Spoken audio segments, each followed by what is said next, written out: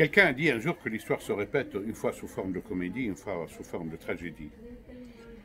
L'histoire se répète en Tunisie sous forme de tragicomédie. Hier, le vendredi 30 juillet 2021, Rachid Ghannouchi est apparu dans une interview à Corriere della Sera. Il parlait dans un anglais approximatif, bégayant, où il a dit carrément: on va vous envoyer 500 000 Tunisiens par les boat people en Italie. Il joue sur le registre de la peur. Il a dit grosso modo, pour être synthétique et pour être fidèle à ce qu'il a dit, l'Algérie sera déstabilisée, la Libye sera déstabilisée, la France sera déstabilisée, l'Italie sera déstabilisée, tout le bassin méditerranéen sera déstabilisé et toute l'Europe sera déstabilisée. Et il y aura 500 000 migrants tunisiens qui vont rappliquer sur les côtes italiennes bientôt. Alors Ghannouchi, il rappelle son maître. Il est la voix de son maître, qui est Erdogan. Erdogan, quand il était en difficulté à Idlib, au nord de la Syrie, il avait demandé à l'Union européenne de l'aider. C'était en mars, je crois, fin février, début mars 2020.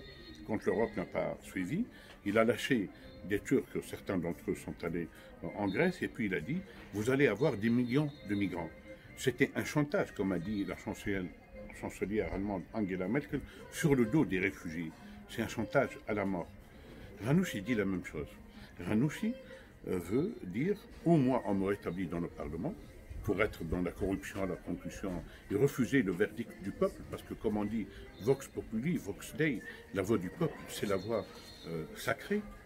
Ou bien maintenant, vous allez avoir du terrorisme et tout. Moi je suis étonné. Ce Rachid Ghannouchi est un élu. Il préside le Parlement. Il n'a plus, en vertu de ce qu'a dit le président de la République, il n'a plus des décisions constitutionnelles qui ont été prises, il n'a plus de couverture. C'est-à-dire qu'il n'a plus d'immunité parlementaire. Pourquoi la justice ne l'appelle pas pour lui poser des questions? Est-ce que ce sont des menaces à peine voilées, ou bien c'est un appel au meurtre, ou bien c'est un appel au passage à l'acte? Quand tu dis le terrorisme va vous frapper, est-ce que lui, il a des boutons? Est-ce qu'il a quelque chose pour... un président de Parlement, même maintenant il est gelé, qui parle de cette manière? Moi, je m'attendais à ce que des voyous parlent comme ça. Mais ça veut dire que Rachid Ghannouchi n'appartient pas à l'enceinte de la Tunisie, des institutions de l'État. Lui, il appartient à la confrérie des frères musulmans, rien d'autre. Pour lui, la confrérie avant la patrie. Alors que je connais des personnes, même Béji Khaïd Sebsi, qui était président de la République tunisienne, disait souvent la patrie avant les partis. Rachid Ghannouchi nous dit le terrorisme avant tout. Ou la dictature des frères musulmans, ou c'est l'Europe qui sera déstabilisée, c'est la France et tout ça.